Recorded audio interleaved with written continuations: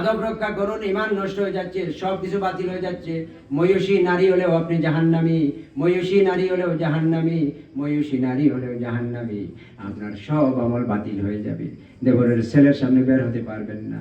এরপরে ছেলে মেয়ে আপনি ভাই বানাচ্ছেন, নিজের বোনের ভাইয়ের খবর নাই। আপনি ভাই বানাচ্ছেন, আর্টিফিশিয়াল বোন বানাচ্ছেন, সন্তান আওলাদ বানাচ্ছেন। আওলাদ কেন আপনি বানাবেন? আওলাদ যদি বানান, পালক ছেলে মেয়ের সাথেও আপনাকে পর্দা করা লাগবে। অনেক মানুষ সন্তান পালন করে, সন্তান যদি আপনি পালন করেন অসুবিধা নাই, তবে আপনি পরিচয় দিতে গিয়ে আপনি পালক ছেলেকে বলতে হবে। এটাকে আমার ছেলে বলা কবিরা গুনাহ। আপনি ছেলেকে পালতেছেন, আপনি কবিরা গুনাহ করবেন যদি আপনি বলেন এটা আমার আওলাদ। এটাকে তার কিয়ামতের দিন আপনার নাম ধরে এই সন্তানের নাম ডাকা হবে না। ওই তাকে সে জন্ম দিয়েছে, তার বাবার নাম সহ তাকে কিয়ামতে আল্লাহ উঠাবে। আপনি কেন আপনি বলবেন এটা আমার আওলাদ? আপনার ঔরসজাত না, এটা কবিরা গুনাহ। বিশ্ব নবীজি জায়েদ বিন হারিসা, মক্কার মানুষেরা পাগল পারা হয়ে গেল। মদিনার মানুষেরা বলতে লাগলো হারিস বিন মুহাম্মদ সাল্লাল্লাহু আলাইহি ওয়াসাল্লাম।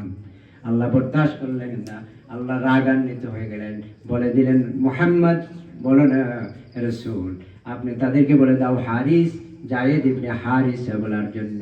হারিসা হচ্ছে তার বাবা, মুহাম্মদ কিন্তু তার বাবা না। তো আপনি যদি সন্তান পালেন, এই সন্তানের সাথেও আপনি পর্দা করা লাগবে। পর্দা অত্যন্ত গুরুত্বপূর্ণ জিনিস।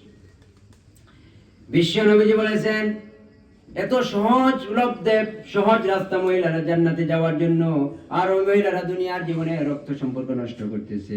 ভাইয়ে ভাইয়ের সম্পর্কে মিল নাই, ভাইয়ে বোনের হক আদায় নাই, ফুফুর হক আদায় হয় না ওই মহিলাদের কারণে। তারা স্বামীদিকে জিম্মি করে রাখতেছে। ও মা, একটু চিন্তা করেন, আপনার স্বামী উপস্থিত সময় হয়তো আপনার আত্মীয় স্বজন নিয়ে আনন্দ করতেছে, খুশিবাসি করতেছে, তার আত্মীয় স্বজনের সঙ্গে খুশিবাসি করার সুযোগে পাচ্ছে না, কিন্তু অন্তর দিয়ে সে করছে না, আপনাকে ভয় পেয়ে সে করতেছে।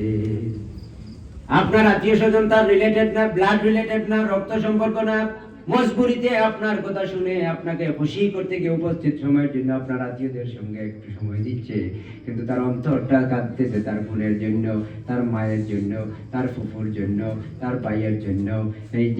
এই যে সম্পর্কটা আপনি নষ্ট করতেছেন। মা, একটু চিন্তা করেন, এই স্বামীর অন্তর নারাজ। আপনার স্বামী নিয়ে আপনি যতই নামাজ পড়েন, রোজা রাখেন, এই নামাজ রোজা সুদ্দা কিয়ামতে আল্লাহ আপনাকে জাহান্নামে ফেলে দিবে। বরং আপনার স্বামী যদি গাফিল হয়, 4টা কোয়ালিটি দেখে নারীকে বিবাহ করার কথা বিশ্ব নবীজি বলেছেন। এর মধ্যে একটা হচ্ছে ওয়ালিদিনিহা, দিনের প্রাধান্যতা বেশি। যে মেয়ে আপনি বিয়ে করবেন, দিন তার বিয়ে।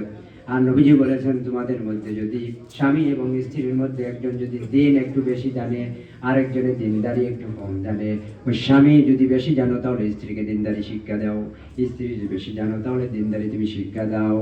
এটা তোমাদের দায়িত্ব। আর এই 4 নম্বরে যেটা ওয়ালিদিনিহা, আমরা প্রথম 3টা গ্রহণ করি। আমরা প্রথমে বলা হয়েছে মালিহা, মালের খেয়াল করি, জামালিহা, সৌন্দর্য দেখি। মাল আর সৌন্দর্য, এই 2 জিনিস আমরা 4টার মধ্যে দিই। বংশ এখন আর দেখি না, দিনদারিটা দেখি না। নবী বলেছেন এই 4টার মধ্যে 2টা দেখো বেশি, একটা হচ্ছে বংশ আর একটা হচ্ছে দিনদারিটা। মাল আর সুন্দর, এই 2টা জিনিস তুমি দেখো না। দুনিয়ার সুন্দর দুনিয়ায় থেকে যাবে, এই সুন্দর কিয়ামতে কোনো উপকারে আসবে না, ঠিক না? আপনি আপনার স্ত্রী একটু লেখাপড়া জানেন, আপনার স্বামী দুর্বল, হয়তো লেখাপড়া করে নাই।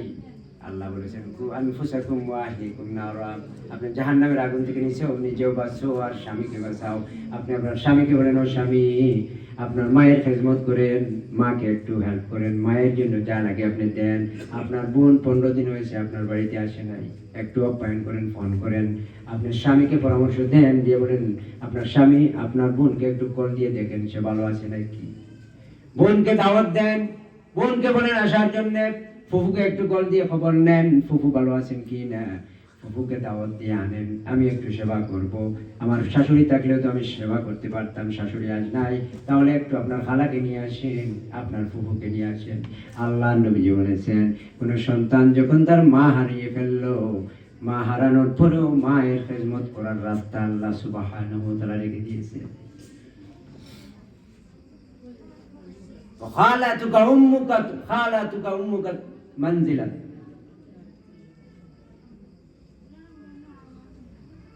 আল্লাহ নবী বলেছেন, সন্তান যখন মা হারালো, মায়ের হারানো বেদনায় জর্জরিত সন্তান, সে যদি তার ফুফুকে একটু খেজমত করলো, তার খালাকে একটু খেজমত করলো, আল্লাহ সুবহানাহু ওয়া তাআলা সঙ্গে সঙ্গে মায়ের কবরে সংবাদ পৌঁছাইয়া দিয়া মায়ের কিন্তু দরওয়াজা বাড়তি করে দিবেন কবরের মধ্যে।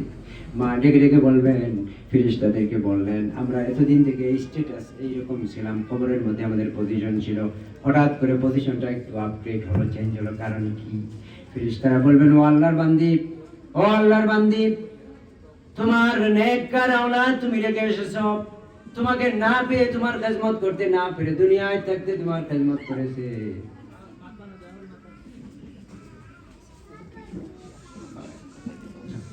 দুনিয়া থাকতে তোমার মাকে খেদমত করেছে, দুনিয়া থেকে বিদায় হয়ে যাওয়ার পরে কোনো খেদমত আর করতে পারে নাই, আর তার ফুফুকে খেদমত করছে, খালাকে খেদমত করছে, তা আল্লাহ সুবহানাহু ওয়া তাআলা কবুল করে সেই মায়ের মত খেদমত করার সওয়াব দিয়েছেন, আর তুমি মাকে কবরের মর্যাদা বৃদ্ধি করে দিয়েছে। সুবহানাল্লাহ। তো আমাদের দায়িত্ব হচ্ছে শিরক থেকে বাঁচতে হবে। আত্মীয়তার সম্পর্ক, আমরা দ্বীনি শিক্ষার তরবিয়ত না থাকার কারণে আমরা একদিকে শিরক করতেছি, অন্যদিকে আমরা আত্মীয়তার সম্পর্ক, যে সম্পর্কের কারণে জাহান্নাম, যে সম্পর্কের কারণে সমস্ত আমল বাতিল হয়ে যাবে। আপনি আনন্দ করে কোনো লাভ নাই, দুনিয়ার যা ইবাদত করছেন সব বাতিল হয়ে যাচ্ছে। তো আমাদেরকে মা এবং বোনদেরকে পর্দায় থাকতে হবে, শিরক থেকে বেঁচে থাকতে হবে। আর আত্মীয় সম্পর্ক যেখানে বিঘ্ন ঘটছে, ওইটাকে আরো সুন্দর করার জন্য আপনি চেষ্টা করবেন, স্বামীকে উৎসাহিত করবেন। স্বামী তার আত্মীয় স্বজনের হক আদায় করছে কিনা, মায়েদেরকে দায়িত্ব পালন করতে হবে। এবং ইসলামের দুর্গ আপনাকে, আম্মা জান আয়েশা রাদিয়াল্লাহু তাআলা আনহা পরিবারের মধ্যে দ্বীনি খেদমত করেছেন, অসংখ্য সাহাবায়ে কেরামের হাফিজা, সাহাবায়ে কেরামের দ্বীনের তালিম দিতেন, শিক্ষয়িত্রী ছিলেন, তাফসীরের শিক্ষিকা ছিলেন, ফিকহের শিক্ষিকা ছিলেন, হাজার হাজার সাহাবায়ে কেরাম উপকৃত হয়েছেন আম্মা জান আয়েশা রাদিয়াল্লাহু তাআলার কাছ থেকে। আপনি ওই পরিবারের সমস্যা, ওই আত্মীয় স্বজনের ফিতনা ফসাদ, ওইগুলো দূরে সরিয়ে দিয়ে কোন নিজের পরিবারের মধ্যে নামাজি সৃষ্টি করেন, তিলাওয়াতকার হন, রোজাদার হন, ওই নফল রোজা রাখেন প্রতি সোমবার এবং বৃহস্পতিবার, এবং আরবি মাসের 3 দিন 13, 14 এবং 15 আইয়ামে বীজ, এই ধরনের রোজাগুলো বিশ্ব নবী সবরত রাখতেন। আর স্বামীরা তাআত করেন, স্বামীরা তাআত ছাড়া স্বামীর সঙ্গে তর্ক করবেন না, কথা বলবেন না। আর রিজালু কাওয়ামুনা আলান নিসা, আল্লাহ স্বামী চালাবে মহিলাদেরকে, স্বামীর কর্তৃত্ব চলবে মহিলার উপরে, মহিলার কোনো কর্তৃত্ব চলবে না। যে মহিলা তার স্বামীর উপরে অবস্থান নেবে, স্বামীর সিদ্ধান্তকে অ্যাভয়েড করবে, স্বামীর সিদ্ধান্তকে সে মানবে না, আল্লাহর নবীজি বলেন সৃষ্টির সুন্দরতা সেখানে নাই, শান্তি কখনো এটা আসবে না, ওই পরিবার জাহান্নামে পরিণত হয়ে যাবে। আর আল্লাহর নবীজি বলেছেন, স্বামীকে শান্ত দাও, স্বামীকে শান্ত দাও, দিনের সাহায্য করো, দিনের প্রতি সাহায্য করো। স্বামী যখন বাইরে থেকে আসলো, মা আপনি স্বামীকে একটু সাহায্য করেন, স্বামী বাইরে থেকে আসার পরে একটু হাসি দেন। আপনি বাইরে ড্রাইভারের সাথে হাসতেছেন, দোকানে গিয়ে হাসতেছেন, আপনি বাইরে লোকদের সাথে গায়ের মহরমের সাথে হাসতেছেন, এটা নিষেধ, হারাম। বরং আল্লাহ নবীজি বলেছেন, আপনার স্বামী যখন কর্ম করে বাইরে থেকে যখন বাড়িতে আসলো, তুমি গো মা দরজা খুলে দিয়ে একটু হাসো, তোমার ওই হাসিটা জান্নাতে যাওয়ার জন্য যথেষ্ট হয়ে যাবে। আর তুমি যে দরজা খুলেছো, ওই দরজাটা তুমি তোমার ঘরের দরজা খুলো নাই, ওটা আল্লাহর জান্নাতের দরজা খুলেছো গো মা। সেজন্য স্বামীর আতাত করো, স্বামীর আনুগত্য করো। স্বামীর আনুগত্য ছাড়া আল্লাহ পাওয়া যাবে না, স্বামীর আনুগত্য ছাড়া জান্নাত পাওয়া যাবে না, স্বামীর আনুগত্য ছাড়া রাসূলুল্লাহর মহব্বত পাওয়া যাবে না।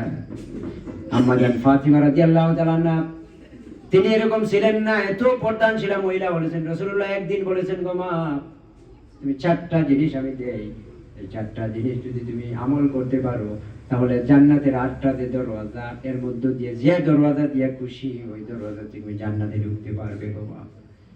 এর মধ্যে প্রথমটা হচ্ছে সালাত। সালাত, আমি যেভাবে নামাজ পড়ি ওইভাবে সাল্লু কামা রাআইতুমুনি উসাল্লি। মা ফাতিমা, আমি নামাজ যেভাবে পড়ি খুশু খুশুর ওইভাবে তুমি নামাজ পড়বে। আর তুমি রমজানের রোজা রাখবে, ফরজ রোজাগুলো তুমি রাখবে। এরপরে তুমি তোমার স্বামীর ইতাআত করবে, আনুগত্য করবে, স্বামীর হুকুম মানবে। আর 4th নম্বরে হচ্ছে সতীত্বের হেফাজত করবে।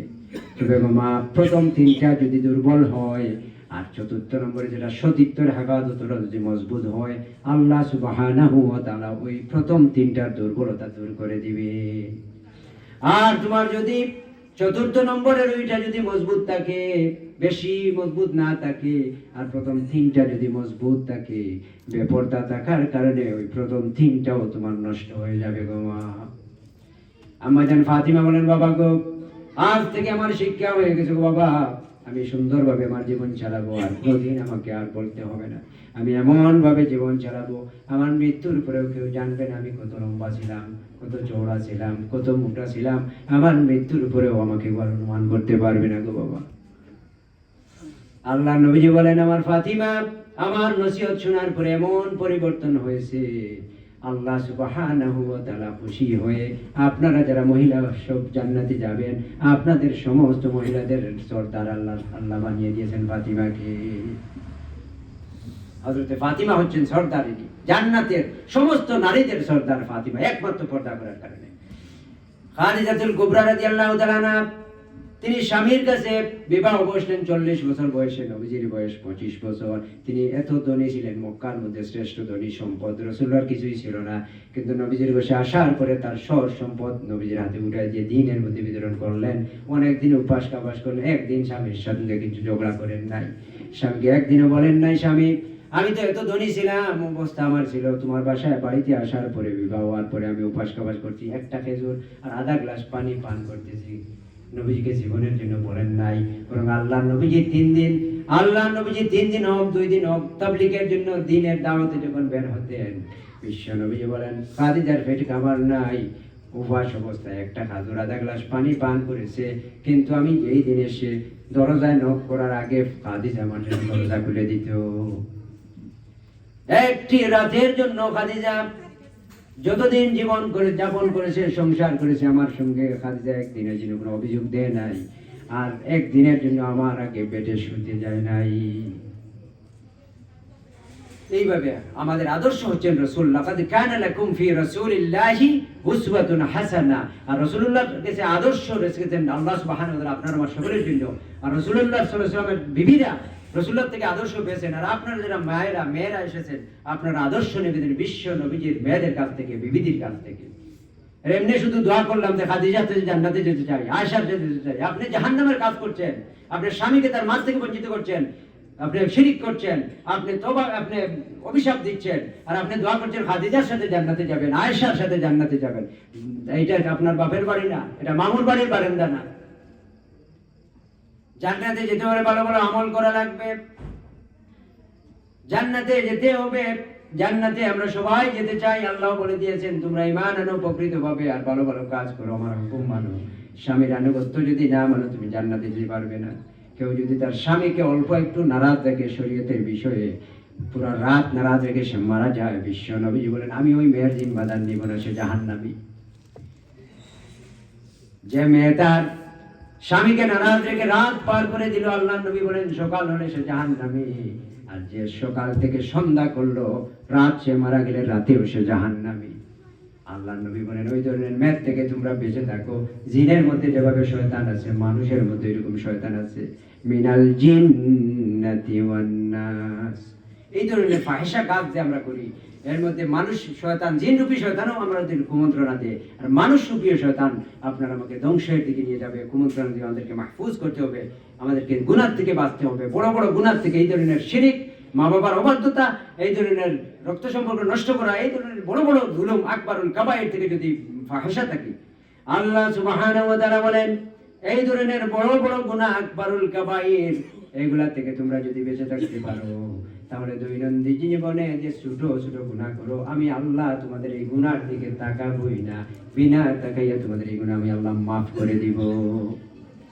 সুবহানাল্লাহ। আল্লাহ সুবহানাহু ওয়া তাআলা আমাদেরকে তৌফিক দান করুন এই ধরনের বড় ফাহিশা কাজ থেকে। প্রত্যেকটা পরিবারে আজকে যে রোগ দেখা দিয়েছে, যে আত্মীয় স্বজনের মধ্যে, পরিবারের মধ্যে, রক্ত সম্পর্কের মধ্যে, এই রক্ত সম্পর্ক নষ্ট করে করে কোনো মানুষ জান্নাতে যেতে পারবে না, শুধু জাহান্নাম, শুধু জাহান্নাম। আমাদেরকে আল্লাহ সুবহানাহু ওয়া তাআলা তৌফিক দান করুন। শিরকের মতো মারাত্মক গুনাহ, আর আপনি আমি যা কামাই করতেছি, যা কিছু করতেছি, ছোট্ট সরিষার দানা, এটা আল্লাহ সুবহানাহু ওয়া তাআলা কিয়ামতের দিন উঠাবেন। ইন্নাহা ইন তাকু মিসকালা হাববাতিন মিন খারদালিন ফাতাকুন ফি সাখরাতিন আও ফিস সামাওয়াতি আও ফিল আরদি ইয়াতি বিআল্লাহ ইন্নাল্লাহা লাতীফুন খাবীর। আল্লাহ সুবহানাহু ওয়া তাআলা বলেন দুনিয়ার জীবনে সরিষার দানা, ছোট্ট ছোট্ট দানা, সরিষার দানা কালিজিরার মতো ছোট জিনিস যদি সমুদ্রের তলদেশে থাকে, পাহাড়ের ভিতরে থাকে, অথবা পাথরের ভিতরে লুকায়িত থাকে, ইয়াতিবি আল্লাহ, কিয়ামতের ময়দানে আল্লাহ সুবহানাহু ওয়া তাআলা ওই সরিষার দানা পরিমাণ জিনিস আল্লাহ উত্থিত করবে। ছোট হোক বড় হোক, প্রতিটা কাজের প্রতিদান দেওয়া হবে। নারী হোক পুরুষ হোক, ভালো কাজ করলে তোমাকে ভালো কাজের ফল দেওয়া হবে, অন্যায় করবে তার শাস্তি ভোগ করা লাগবে। এমন একটা আমলনামা তোমার তৈরি হচ্ছে, যে আমলনামার মধ্যে ছোট বড় সব লিপিবদ্ধ করা হয়ে গেছে, আর তুমি ওটা উপলব্ধি করবে। আর আল্লাহ বলবেন, ইকরা কিতাবাকা কাফা বিনাফসিকাল ইয়াউমা আলাইকা হাসিবা। আমি যে আমলনামা তৈরি করছি, আল্লাহ ওইটা দেখাই বলবেন, এই আমলনামা দিয়ে দিলাম, সব কিছু রেকর্ড করা হয়েছে, এটা পড়ো, তুমি নিজে এটা পড়তে পারবে, সব কিছু রেকর্ড করা। তখন আমরা এই আমলনামা দেখবো, শিরিক করেছি, রক্ত সম্পর্ক নষ্ট করেছি, জুলুম করেছি, মায়ের হক আদায় করি নাই, বোনের হক আদায় করি নাই, আত্মীয়তার সম্পর্ক নষ্ট করেছি, সব কিছু লিপিবদ্ধ করা হয়েছে। তখন আমরা বলবো, মালি হাযাল কিতাব লা ইউগাদিরু সগীরাতান ওয়ালা কাবীরাতান ইল্লা আহসাহা। আশ্চর্য ধরনের কিতাব, যে কিতাবের মধ্যে ছোট বড় যা কিছু করেছি সব কিছু আল্লাহ রেকর্ড করেছেন ফেরেশতারা, বাকি নাই। ওইটা জবাব দিতে হবে। সেজন্য আল্লাহ বলছেন, ওয়াত্তাকু ইয়াওমান তুরজাউনা ফীহি ইলাল্লাহ। ওই দিনের ভয় করো, যেই দিন ওই আমল দেখানো হবে, আর ওই আমল তুমি নিজে পড়বে, আর সব কিছুর জবাব আমি আল্লাহর কাছে দিতে হবে। তো সম্মানিত হাজিরিনুল কিরাম, আল্লাহ সুবহানাহু ওয়া তাআলা আমাদের তৌফিক দান করুন। আমরা বিশেষ করে শিরক, ছোট হোক বড় হোক, এই ধরনের শিরক থেকে আমাদেরকে বাঁচতে হবে। আত্মীয় স্বজনের মধ্যে যদি মীমাংসা চেষ্টা যে বেশি করবে, আল্লাহ বলছেন তার জন্য জান্নাত ওয়াজিব হয়ে যায়। যে মীমাংসা করতে চায় না, আরেকজনের চেষ্টা করে, বারবার চেষ্টা করে, আল্লাহ সুবহানাহু ওয়া তাআলা যে চেষ্টা করে তার জন্য জান্নাত ওয়াজিব হয়ে যায়। আল্লাহ সুবহানাহু ওয়া তাআলা আমাদেরকে পারিবারিক জীবন শিরক মুক্ত এবং আত্মীয়তার বন্ধন আল্লাহ যেভাবে দিছেন ওইভাবে সুন্দর করে সাজাবার তৌফিক দান করুন। হাযা মা ইনদি ওয়াল ইলমু ইনদাল্লাহ। আকুলু কওলি হাযা আস্তাগফিরুল্লাহ লি ওয়া লাকুম ওয়া লিসাইরিল মুসলিমিন ইন্নাহু হুয়াত তাওয়াবুর রহিম।